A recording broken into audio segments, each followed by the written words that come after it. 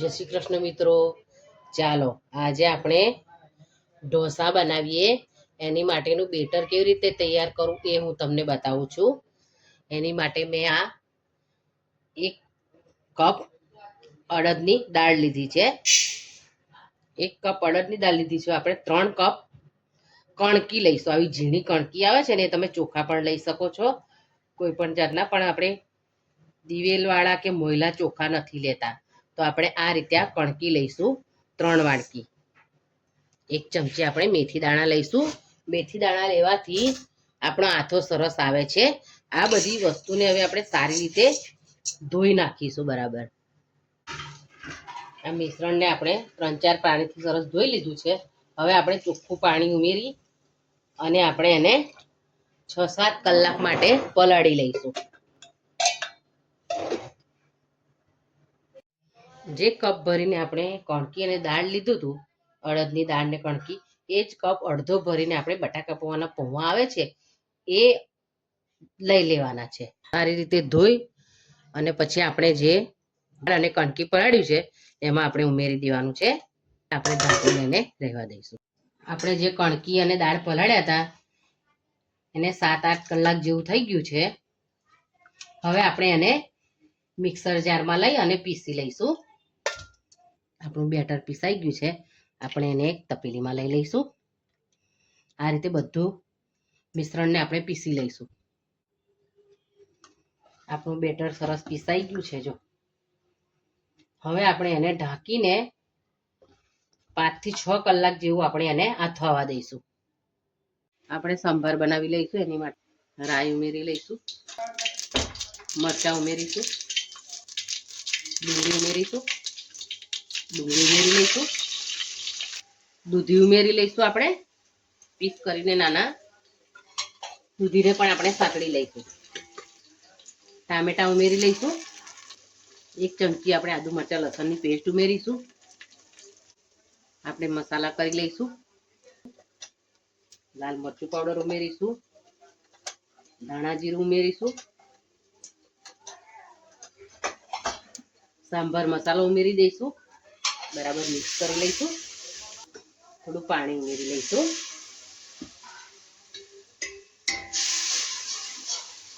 આપણે સરગવાની સિંગ પણ ઉમેરી લઈશું.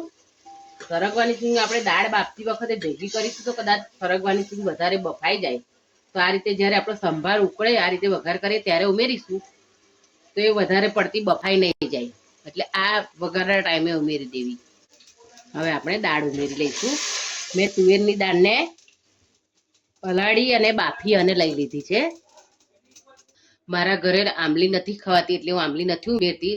તમે ખાતા હોય તો તમે આંબલી ઉમેરી શકો છો. એટલે મેં આમચૂર પાવડરને પાણીમાં ઓગાળી અને પછી ઉમેર્યો છે. હવે આપણે સંભારને ઉકળવા દઈશું. સંભાર સરસ ઉકળીને તૈયાર થઈ ગયો છે. તમે જોઈ શકો છો સરગવાની સિંગ પણ આપણી સરસ બફાઈને તૈયાર થઈ ગઈ છે. તો આ રીતે તમે વઘારમાં સિંગ ઉમેરશો તો તમારી સિંગ વધારે બફાઈ પણ નહીં જાય અને સરસ આ રીતે માપની બફાઈ રહેશે. હવે આપણે એમાં ધાણા ઉમેરી દઈશું. તો તૈયાર છે આપણો સંભાર. હવે આપણે ઢોસા સાથે ખવાતી, એને કારા ચટણી પણ કહે છે, એવી આપણે ઢોસાની ચટણી બનાવી દઈએ. એની માટે મેં તેલ લઈ લીધું છે. આપણું તેલ ગરમ થઈ ગયું છે. આપણે 2 ચમચી ચણાની દાળ ઉમેરીશું, 5 લાલ મરચાં ઉમેરીશું, લસણ ઉમેરીશું અને સાંતળી લઈશું. ડુંગળી ઉમેરી લઈશું અને સાંતળી લઈશું ડુંગળીને. મીઠું ઉમેરી લઈશું. ડુંગળી સંતળાઈ ગઈ છે. હવે આપણે ટામેટા ઉમેરી દઈશું. સાંતળી લઈશું. કાશ્મીરી લાલ મરચું ઉમેરીશું. મિક્સ કરી લઈશું એને.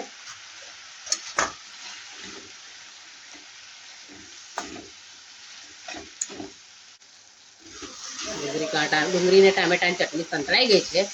હવે આપણે ગેસની ફ્લેમ ઓફ કરી અને ઠંડુ થવા દઈશું એને. ચટણી માટેનો વઘાર કરી લઈશું. એના માટે તેલ લઈ લીધું છે, રાઈ લઈ લીધી છે, ઉમેરી દઈશું, દાળ ઉમેરી દઈશું. હવે આપણે વઘાર લઈ લઈશું. તો તૈયાર છે આપણી લાલ ચટણી. નાળિયેરની ચટણી પર પણ આપણે વઘાર લઈ લઈશું. તો તૈયાર છે આપણે લીલા નાળિયેરની ચટણી.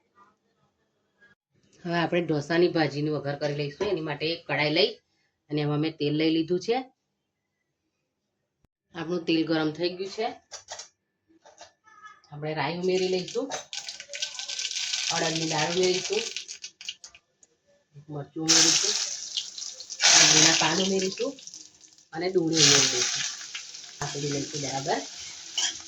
મરચાંની પેસ્ટ ઉમેરીશું અને સાંતળી લઈશું. હવે આપણે બધા મસાલા કરી લઈશું. મીઠું ઉમેરીશું, હળદર ઉમેરીશું, ધાણા જીરું ઉમેરીશું, થોડું લાલ મરચું પાવડર ઉમેરીશું, મિક્સ કરી લઈશું.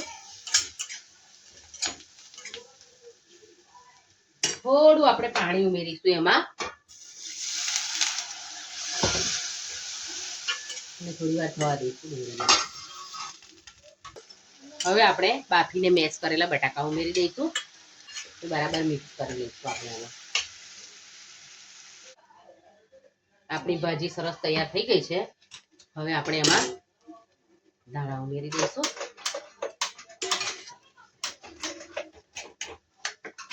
તો તૈયાર છે આપણી ભાજી. તો તમે જોઈ શકો છો 6-7 કલાક પછી આપણું સરસ ખીરામાં હાથો આવી ગયો છે. હવે આપણે એના ઢોસા ઉતારી લઈશું. જો અને મિક્સ કરી લઈશું. સરસ હાથો આવી ગયો છે. એક જ ડિરેક્શનમાં આપણે 2-3 મિનિટ માટે હલાવીશું એને. સરસ. હવે આપણે એમાં મીઠું ઉમેરી લઈશું. ગરમ તવી થઈ ગઈ છે આપણી. આ રીતે પાણી છાંટી સરસ કપડાથી લૂછી અને આપણે હવે ઢોસાના બેટરને લઈ લઈશું. આ રીતે સરસ એક જ ડિરેક્શનમાં અંદરથી બહારની તરફ લેવાનું છે. આ રીતે આપણા ઢોસાનો કલર ચેન્જ થઈ ગયો છે. આપણે થોડું તેલ ઉમેરીશું. તમે બટર પણ ઉમેરી શકો છો, ઘી ઉમેરી શકો છો. અત્યારે હું તેલમાં કરું છું. હવે આપણે ઉપર એની પર જે આપણે લાલ ચટણી તૈયાર કરી હતી એ આપણે પોર કરીશું.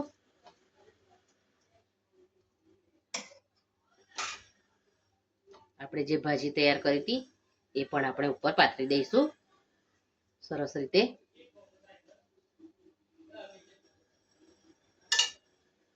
લીલા ધાણા ઉમેરીશું. હવે આપણે ઢોસાને લઈ લઈશું. તો તમે જોઈ શકો છો સરસ એકદમ આપણો ઢોસો ક્રિસ્પી તૈયાર થયો છે. હવે આપણે ઢોસાને લઈ લઈશું.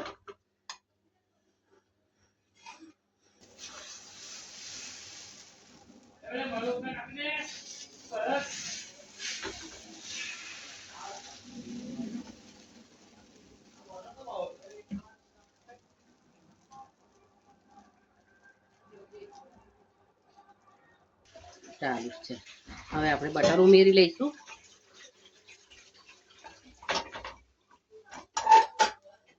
લાલ ચટણી સ્પ્રેડ કરીશું.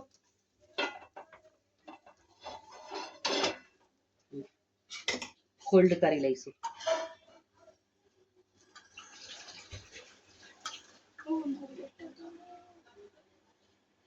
તો તૈયાર છે બધાને ગમતા સાઉથ ઇન્ડિયન ઢોસા. તમે એકવાર મારી રીતે ચોક્કસ ખીરું બનાવજો અને ઢોસા બનાવજો. સરસ બનશે. Thank you.